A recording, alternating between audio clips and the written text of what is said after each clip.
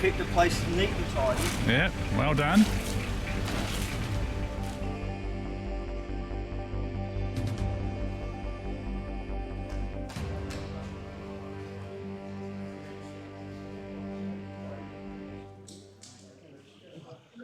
Hi all, thanks for joining us tonight. To those of you who are here and those of you that are joining us remotely, welcome all to the April meeting.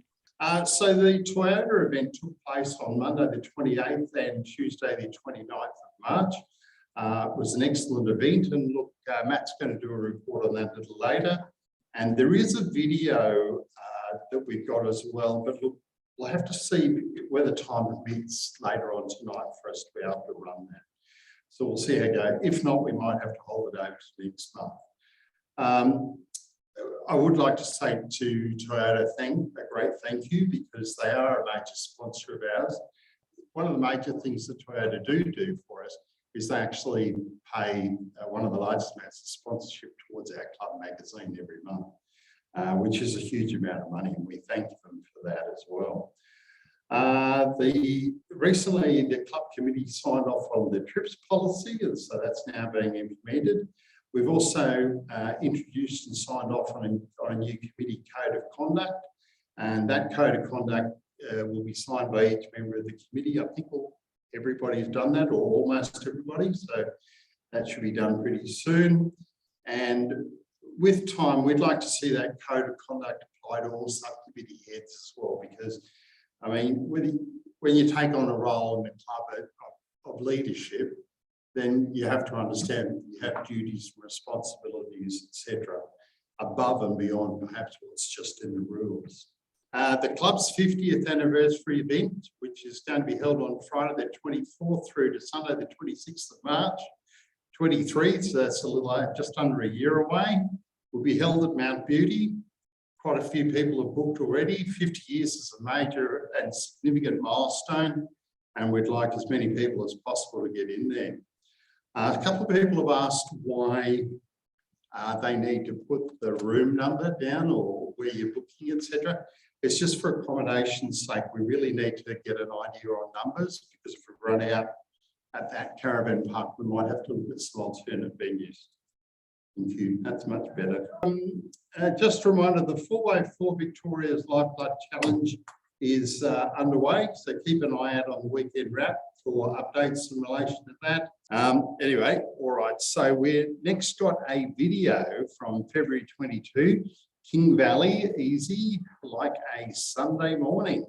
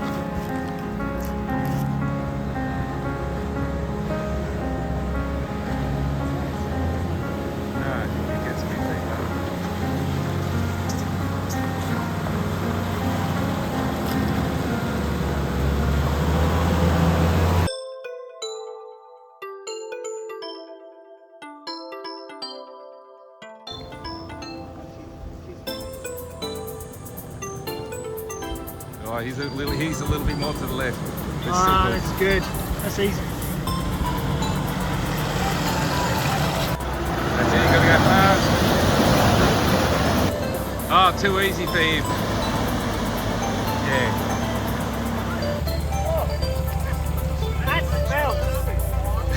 Whoa!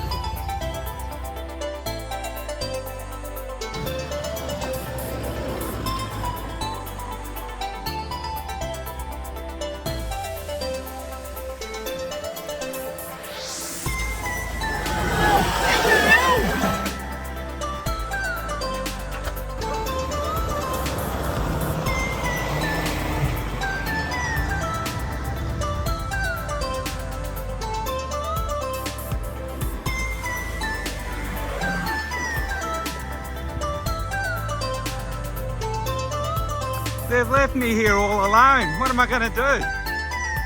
Oh no.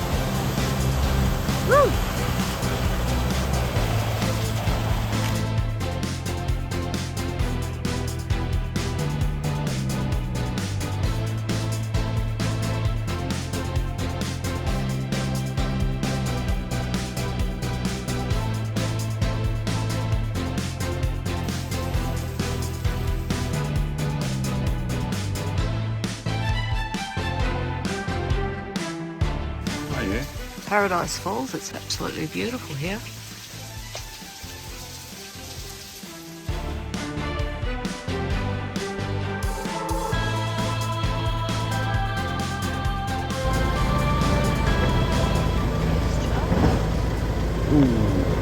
Go, Rena.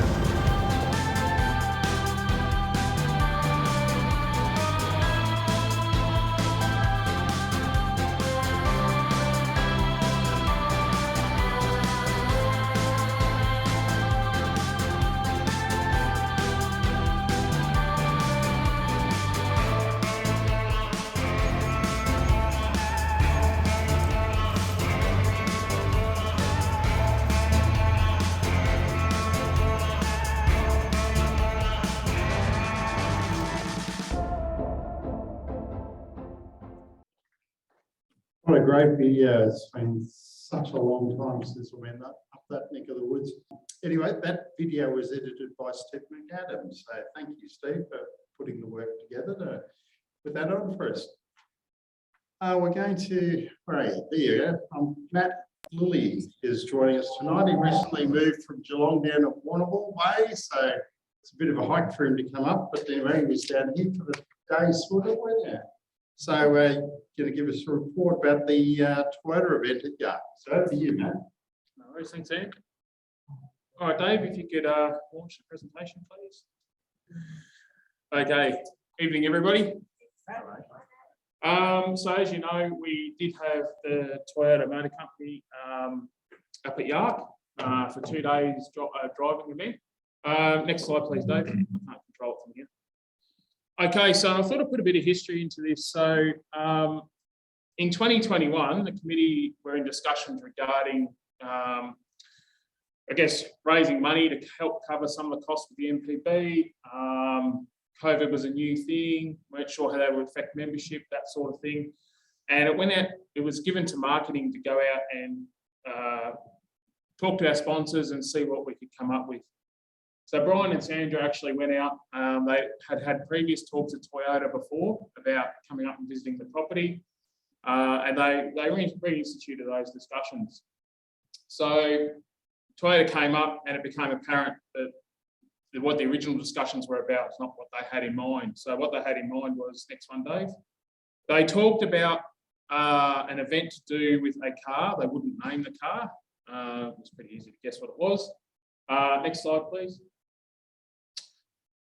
So they sort of discussed with us about holding a top secret event where they get all the dealer principals from all around Australia. They'd fly them into Victoria. They'd bus them up to the property and we do different days driving. And on the fourth day, they'd have some Toyota people do some driving as well. So we went through that a few times. COVID kept rearing its head. The event kept getting cancelled. There was a lot of preparation went into that event. In the end, as everyone knows, the 300 series was launched. Unfortunately, New South Wales got the privilege of having the 300 series on their property and showing in some of the promotional videos. But that's the breaks of having COVID in Victoria. Next one, thanks, Dave. All right, so at the start of the year, Toyota came back to us and they asked about running an event just for their people to come up and see what four-wheel drives can do, what systems they've got, so they understand the vehicles better. From the product planning committee, understand what goes into the four-wheel drives, what they need, what we don't need, that sort of thing.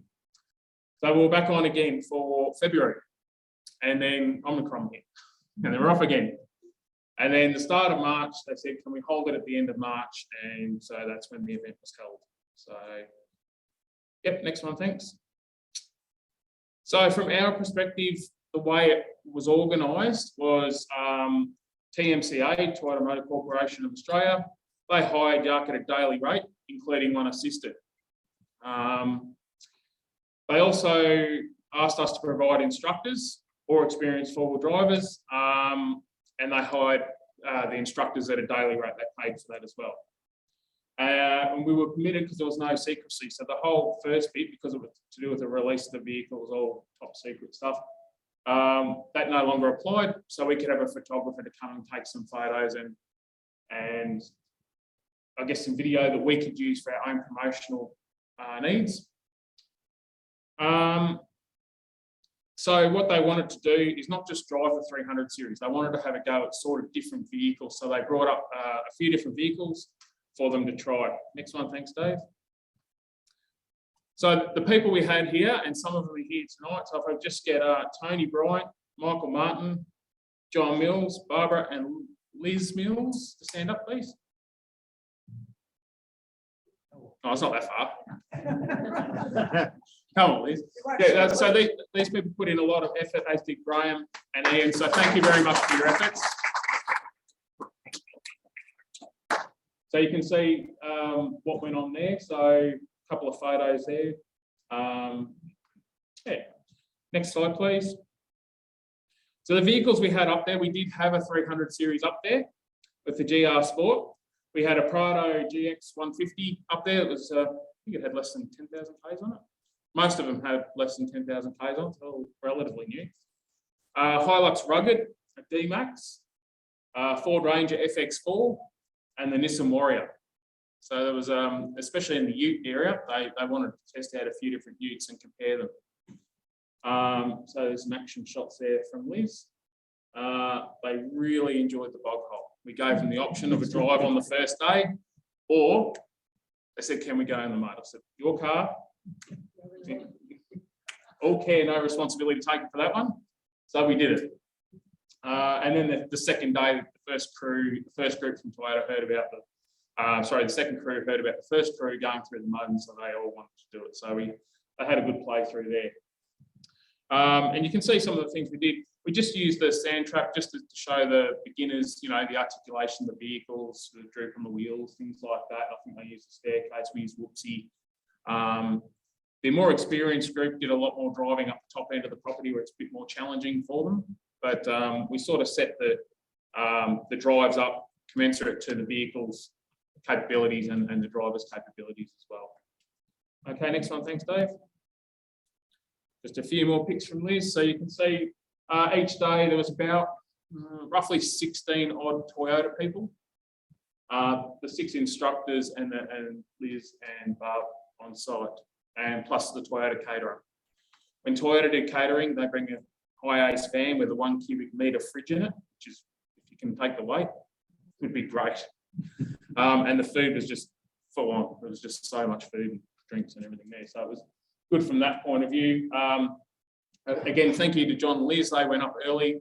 They made sure everything was right. And then for the crew that stayed back after it, I had to leave on at the end of the second day to get home. Next one. So we got some feedback. So I'll let you read that. That's the official feedback from Toyota at this point in time. There may be some more in the future. That's a direct copy and paste to the email that was sent to me. Okay.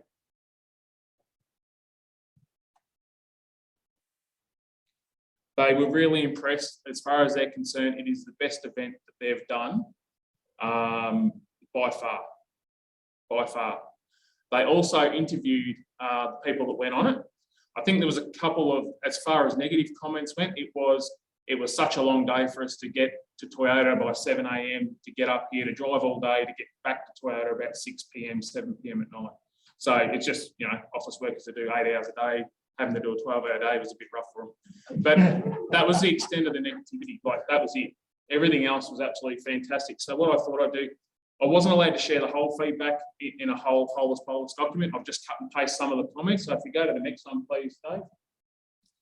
So there are some comments that are direct cut and paste out of the form that I was given. That was direct comments from the people that participated in the event.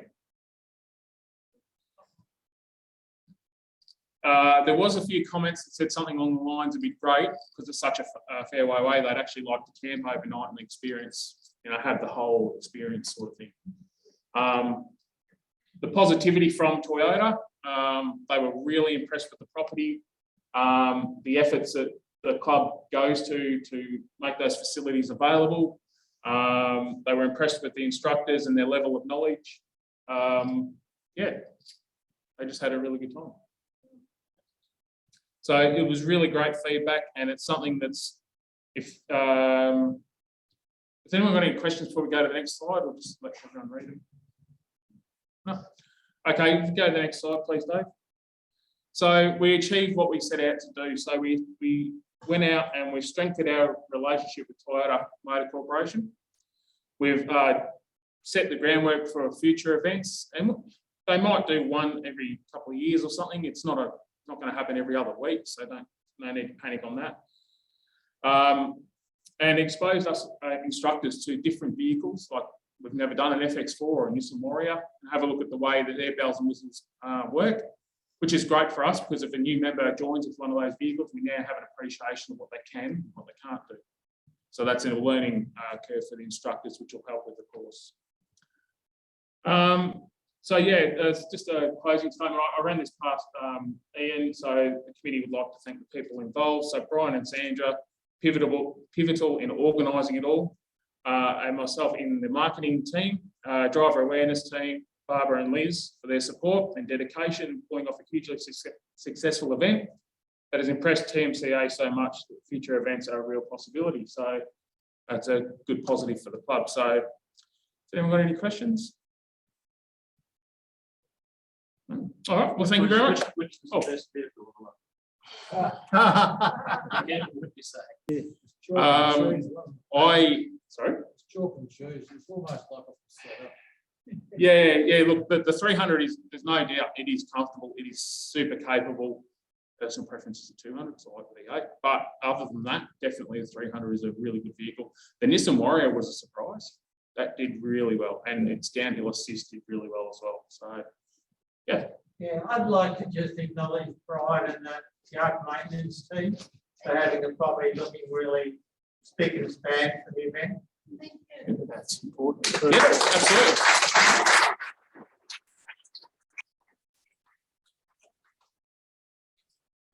No. All right, thanks.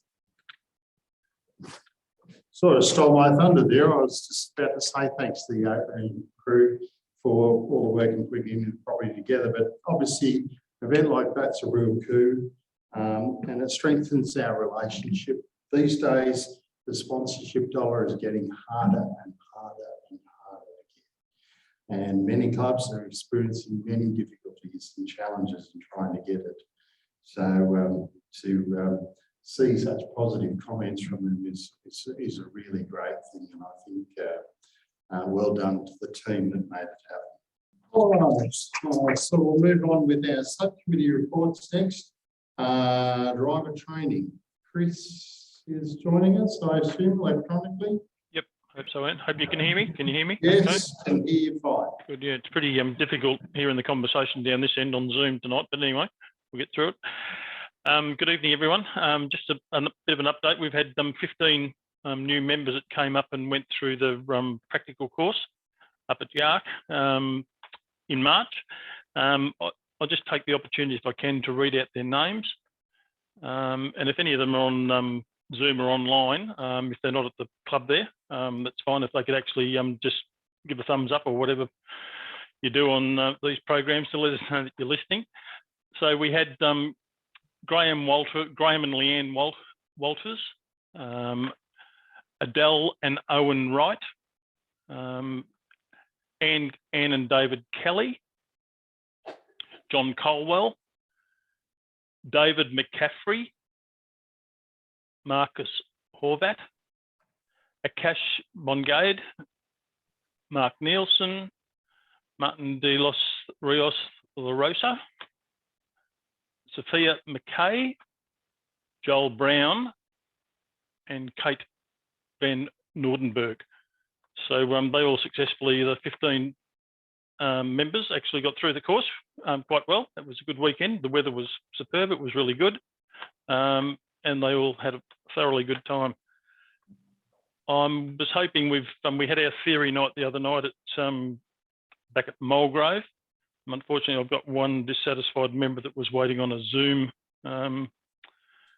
aspect, but the majority of the members were happy to turn up to Mulgrove, so we run it at Mulgrove, but she was apparently waiting on me to come back and say that she could do it by Zoom, but it wasn't on the register on the theory night. But anyway, so I'll go back to her and I'll see what she can work out, because she's now got to put it off till later in the year.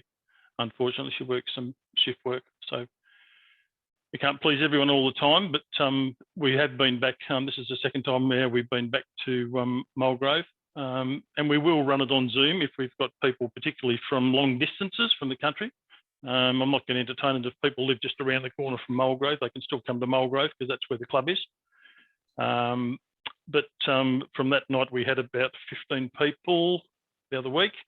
I've only, unfortunately, so I'm going to have to chase up some people. So I've only got 2 people that are turning up to the following weekend in 2 weeks' time. So I don't know what's going on. A couple of people want to postpone again.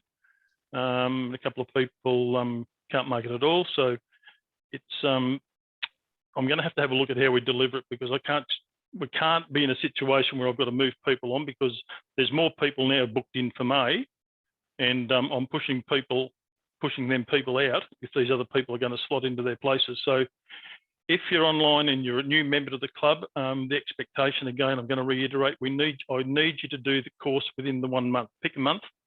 I'm probably going to come back and change it online so that there's only one option. You pick a month when you want to do it. I know it sounds difficult, but I've got too many options where people can swap and change and think that it's okay to move around. They don't understand that they're inconveniencing people. I can't bring people backwards. I can only push people forwards, and it's going to result in some build-up as we get a bit further down the line, I think, if I don't address it properly. I've had several inquiries also about, are we going to have an advanced driver training course? I've set aside the month of July for the course, so there'll be further details to follow on that when I get a bit closer to that time. So there will be an advanced course. Preference, of course, will be given to people that have been in the club for a couple of years. Particular preference will be going to current driver,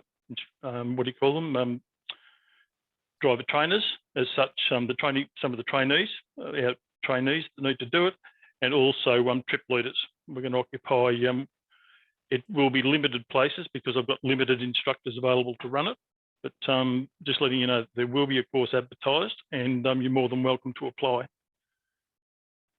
Other than that, I think it's all situations go. As long as I can get some more people to turn up in a couple of weeks' time at the end of the month, I think we should be fine. Thanks, Ian. Thanks, Chris. Any of those people's names that Chris read out, are they here? Do you just want to stand up and we'll just say thank you and congratulations?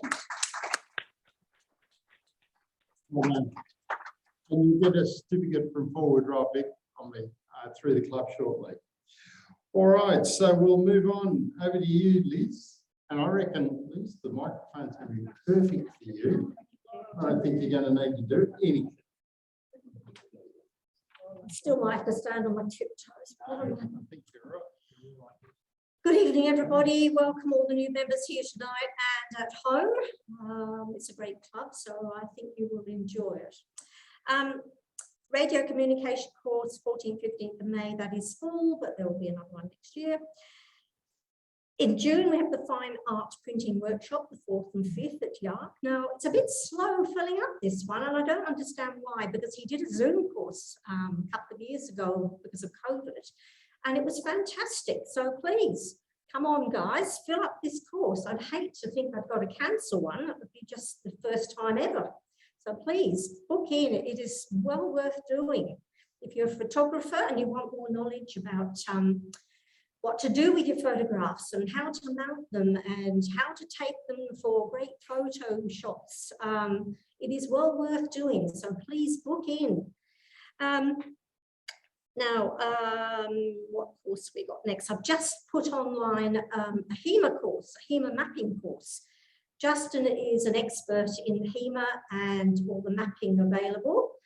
So if you've got any sort of electronic devices for your mapping, or even if you haven't, it is a fantastic course. There are 20 places, I think. It is over the long weekend, but it'll make a great weekend of it. Come and enjoy the rest of the weekend. He's there Saturday and the Sunday, and just come and enjoy the rest of the weekend. So book in on that one. Then we have, what do we have next? We have June, July. We've got the CV repair course with Simon. That is fully booked. It does book up very quickly, and there are 25 people on the waiting list, so we need to get in quick with these ones. What have we got next? Then we've got the four-wheel drive maintenance course in, when are you? You're August, that's right, sorry, August. That is on the 6th and 7th of August at Yark. That one isn't online as yet, but it will be shortly, and that's a popular one as well.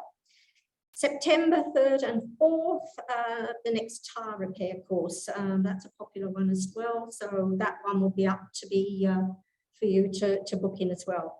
Now, just a quick note, I am looking for a 2IC for education. If you've got any interest in helping me with this, I'd love you to give me a call and I will talk to you about it.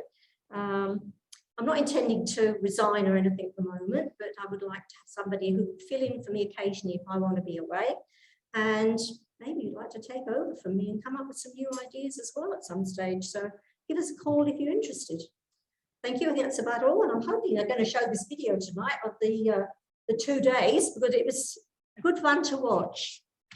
Thank you. I'll certainly do my best. And, thanks, Liz. And it's great to see so much training happening. We're going to Trip Convener. Is Viv joining us remotely?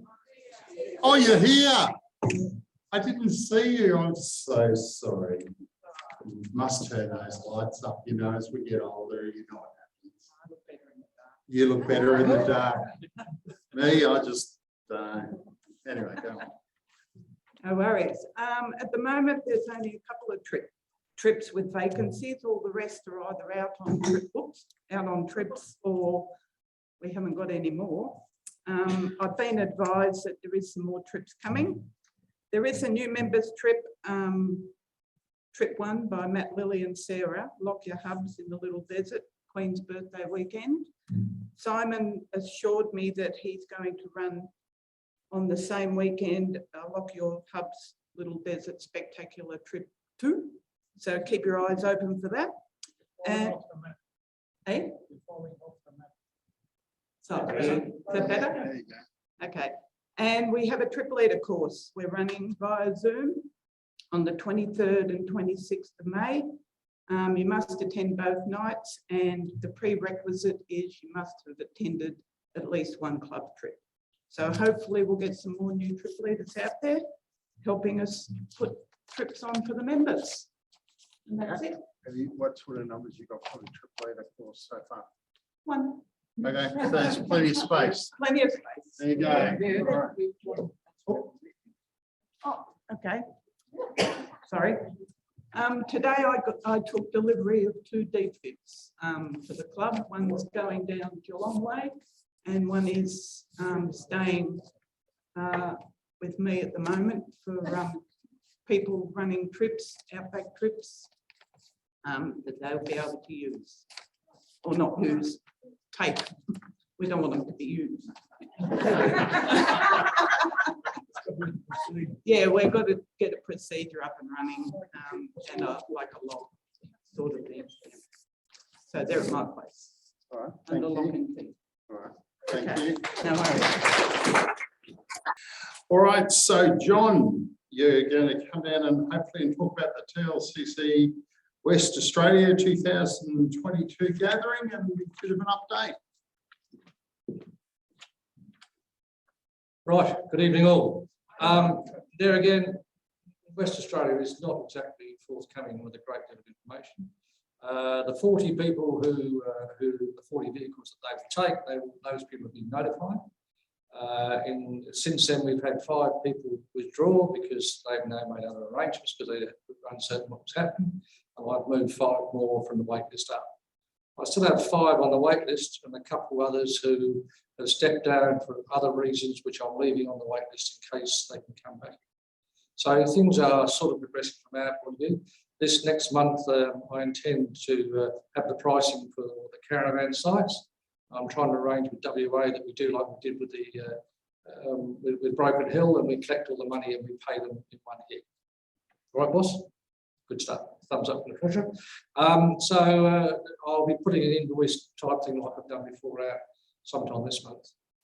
As yet, we don't know what the fee is going to be for the gathering, but I assume that they will let us know when they're ready. All right. Thank you. Yep. They are, as far as I know, Chris, they are very, very organised.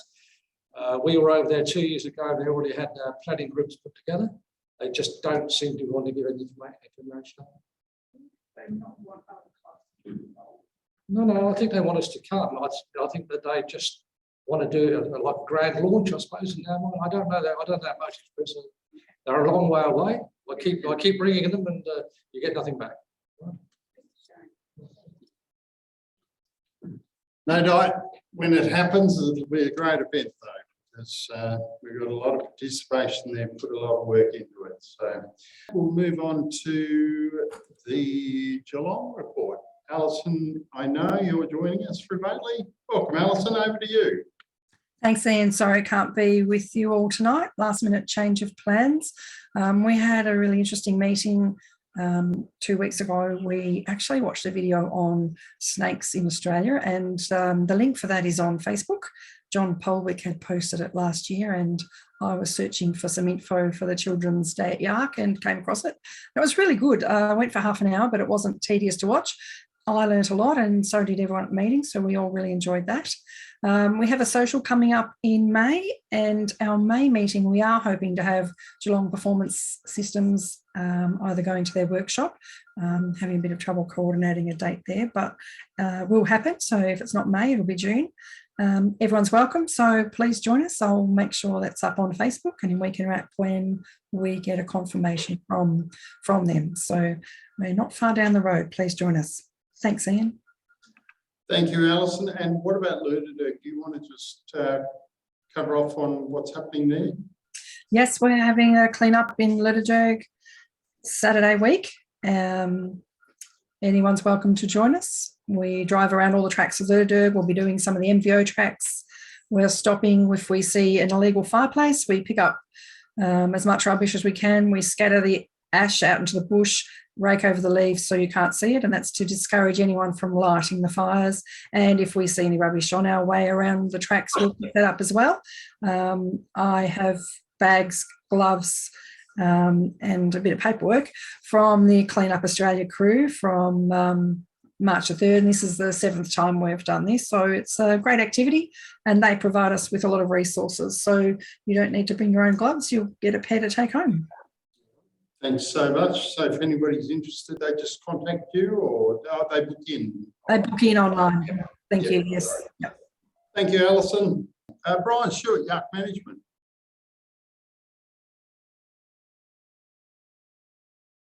Over to you, Brian. Good evening, everyone. Certainly had some rough weather last couple of days, haven't we? Right, so Yark management, a couple of weeks ago, or last week, good turnout, and we've got a few things sort of happening. Guys are sort of collecting bits and pieces. We're moving on with the toilet and the septic and what have you down at the bush hut, down at the birch hut. And Gary has managed to get some bits and pieces that we need, which will save us quite a few dollars. And that's toilets and basins and you know, all the bits and pieces involved with putting that together. So he's pretty good at finding those bits and pieces.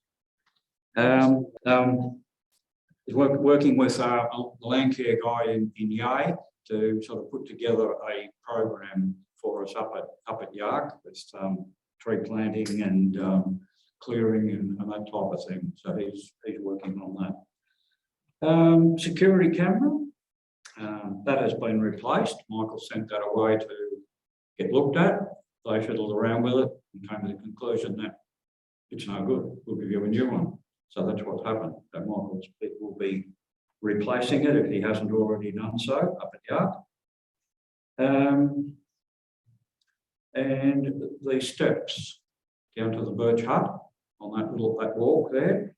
There's sort of been a little bit more work done on that. And we've decided that we're going to have an opening of those steps in September at the maintenance weekend. So that should sort of work well. One of the other things that we sort of introduced up there as far as the first aid goes is the guys don't want to be opening the first aid thing every week and every month and checking that everything's in there. So they've put a seal on it so that if you do go into that and you take something out, you let us know, which Michael Martin did that last month. And that worked quite well because I was able to pass that information on to Brenda, who looks after that side of things. And she's already got in touch with James, and replacement parts will be taken up this coming month. So that system works if we sort of use it.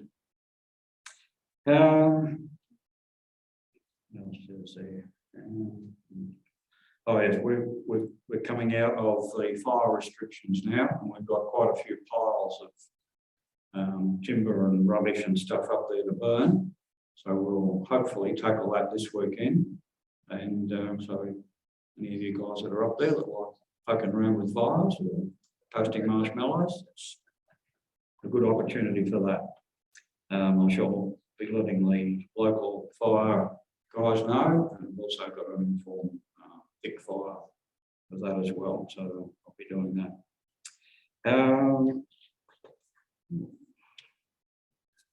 So yeah, that's pretty much all that I've got on the Yark side of things. We've got our weekend this weekend, so I've had quite a few people have booked in.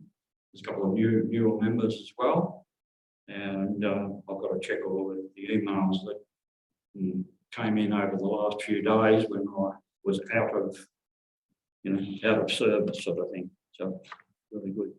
But one other thing that I want, it's been mentioned a couple of times tonight. Colin and Chris's resignation, and I've put together a few things. Like Gary was saying that we need to do something like that.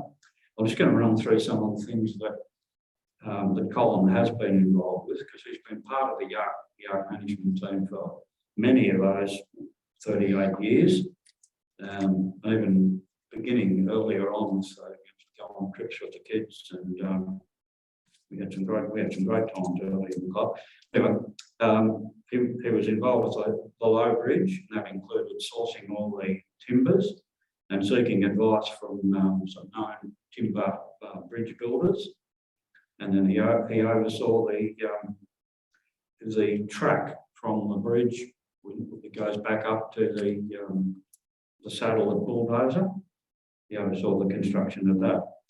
The car park, he was involved with setting levels for the contour drains at the car park. I mean, there are other people involved with these things too, but I'm just sort of mentioning these because they were projects that he was working on. The Birch Hut. He was involved in the site selection and discussion for this project. And that project sort of came about after the low bridge was completed, and the president at the time, the late Peter Dwyer, he said, we need another project. So there was quite a bit of discussion and came up with this bush hut and that site for it. So that's a lot of work gone into that one. He also did the map of Yark, the map that you see up on the wall with near the photos. That was part of Colin's work, along with some others. And he did some mapping of all the tea tree areas. And got quite a lot of information there on that. And that will be going to John, who's working with the land care guy. He was instrumental in setting up the bird hide and the wildlife camera that he had working around the property. And Chris, whenever she came up, she was always involved with the tree planting or pruning bushes and things like that. So these are people that it's really sad to see them sort of not part of the club anymore. And Colin came round to my place, and he brought back the wildlife camera that he had, which I've got here to give to Michael tonight. And he also returned his key, and we had quite a chat. And he gave me a copy of that letter that he was sending to committee with his resignation. And yeah, so I think I'll just leave it at that. But thanks, Colin. Chris.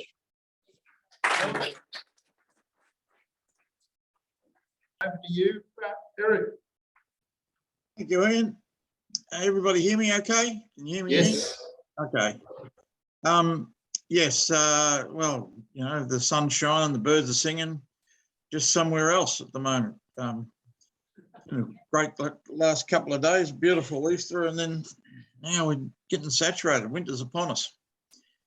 Anyway, with the president, we had a president's meeting a couple of weekends ago. As Ian said, he was COVID positive, and we were quite happy he didn't turn up on that respect. I think we all would have bolted. What's happened is for some time now, there's been talk of acquiring a property to invest the association's money. Now, at the moment, Four-Wheel Drive Victoria have $1.2 million in the bank, and with the next tranche of funding coming from the government, we'll know what that is after the budget is announced.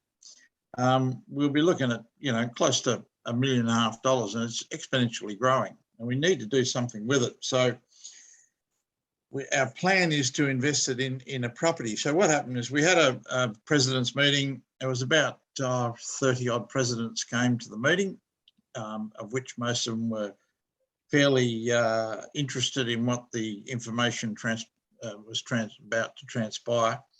In a nutshell, it was an information exchange. It wasn't a meeting for anyone to vote or anything of that nature. So we brought up to speed the due diligence that we've done in this adventure and this project. At the end of the meeting, we got a firm yes to go ahead and create. What we'll do now is put a business case together, and in 3 months' time, we'll have another president's meeting where we'll basically inform the clubs what the real case is, how much money we got after the next tranche comes through, and so forth, and how we propose to pull it together. There was discussion about clubs investing money in it, you know, whether it be by shares or by loans or whatever. It didn't matter how much or whatever, but to divert the amount of money we have to borrow. Anyway, it turns out that LROC have had a windfall just recently. One of their members has passed away and left them a serious amount of money, and they were prepared to provide $700,000 towards the purchase of this property to basically limit the amount of money the organisation has to borrow. anyway, that's an ongoing project, and it seems to be getting quite a fair groundswell at the moment of support from all the presidents. So we'll be moving forward on that, and there's more to hear about that later. The second issue is the DEWALP have given us a quarry up near Talangi. A couple of people have contacted me from the club and said, is it true about the rumour about 4 Drive Victoria having a quarry? And I said, well, it's not true. It's not a rumour. It is true. We have the quarry for basically a peppercorn rent for the year, and DELP are going to bring their bulldozer operators and grader operators in and create the tracks we need for driver training and the like in there to train them up. So we're getting a fair bit of it on the lap from DELP, but we probably need to invest 100 grand into it for security gates and cameras and a proper building where people can meet and do theory and toilets and the like. And so that's all good news. And that went over exceptionally well. That was unanimous that we go ahead with that. The next thing is at the Mulgrave Country Club on the 26th of May, there's a sat phone education night being run by 4 Drive Victoria. So if anybody wants to go to that, contact the office, put your name down. It'll be commencing at 7 p.m. There will be door prizes, giveaways and light refreshments available in the evening. The company that's doing it is called the Sat Phone Shop, and they're providing the prizes and the like. So there's some training there for everybody if they want to go to that. Regional reps meeting, I had a phone call today from Peter Birchall wanting to know what's happening with regional reps meetings. We are starting the regional reps meetings again on the 21st and 22nd of May at Mount Cole area, which is up near Beaufort. Will be the next regional reps meeting. So all the delegates from our club who wish to go along, they're, the regional reps, sorry, not the delegates. That's happening on the 21st and 22nd of May. And to finally finish off Track Watch, we need some good resolution photos. Anybody who wants to brag about their photos, send them along. I saw some really good ones Liz Mills apparently put up recently. That'll be a ripper photo for the next Track Watch mag. So that's me over and out. Ian, back over to you, my friend. Thanks for joining us tonight, Eric. Not a problem. Okay, Laurie, do you got a webmaster report? I've got a video I'm going to try and shoehorn in so we can sort of. Well, I'll try not to talk as long then. Is that okay? Well, it's not much on your paper, so I think that's right. Short, sweet. Just give you an update on tonight's meeting. There's 53 people here in the room. Zoom, there's 44, and Facebook up and down a bit, it's about 23. So about 118 people watching tonight's meeting, which is a lot better than I saw when people were booking in. I think there was quite a few people who booked in very late, which is fine. But no, you're in early. But most people seem to book in late, which is fine. I'm just letting you know they're the numbers. There was a Q&A question about the sound system here. Yes, the IT team have been talking about this, and we do think it's time to look to invest into our own stuff so that we don't have to always have these hiccups with sound and audio and whatever it's going through. The feedback, whatever it is, not good. I know some people think it's okay. We're getting messages on Zoom and Facebook saying mine's okay, and others saying I can't hear a damn thing. So we're aware of it. So Laurie, thank you very much for that contribution. We'll now move on to Cruisacana. Forge is an apology tonight. So Rob, I think you're going to give a brief report, are you not? Thank you.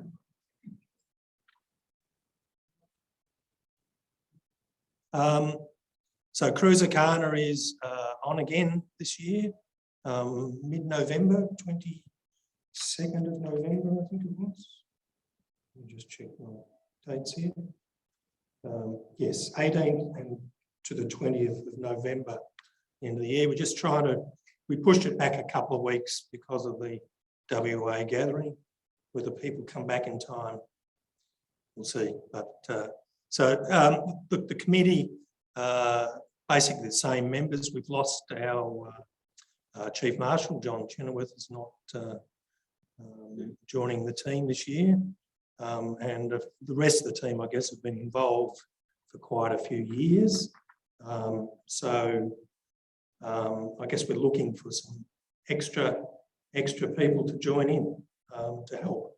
So anyone who thinks they could help the Cruisacana team run an event, it'll be the first time since 2019, wasn't it? So yeah, we need a few people to help. So would appreciate anyone put their hands up. The time involved is as much as you're able to give. It'd be gratefully received. So please let us know. With that, we've got one final video and then we'll close the meeting. And this video is March 22. It's the Pinnacles, Billy Goat and Haunted Stream. The trip leaders were Alison Hilton and Chris Atkins.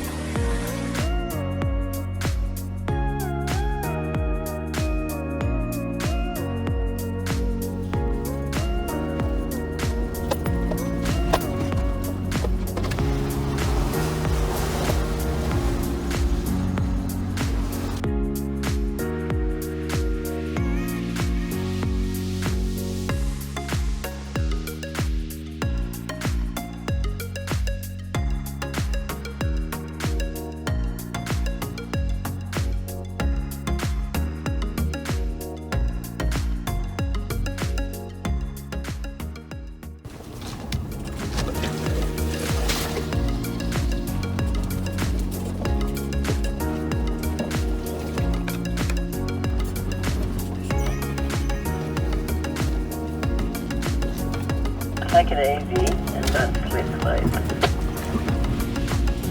Thank you for that advice.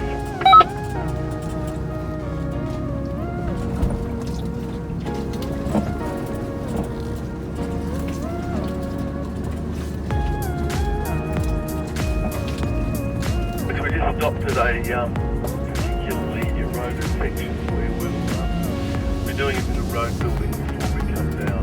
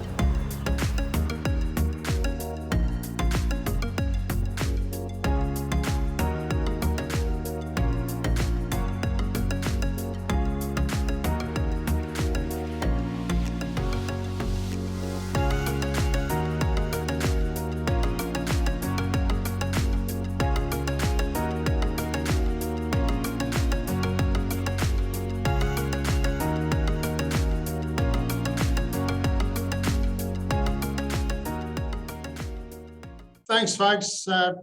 Sorry it was a long meeting tonight, but always important for everybody to try and have their say. Thank you all. Good night.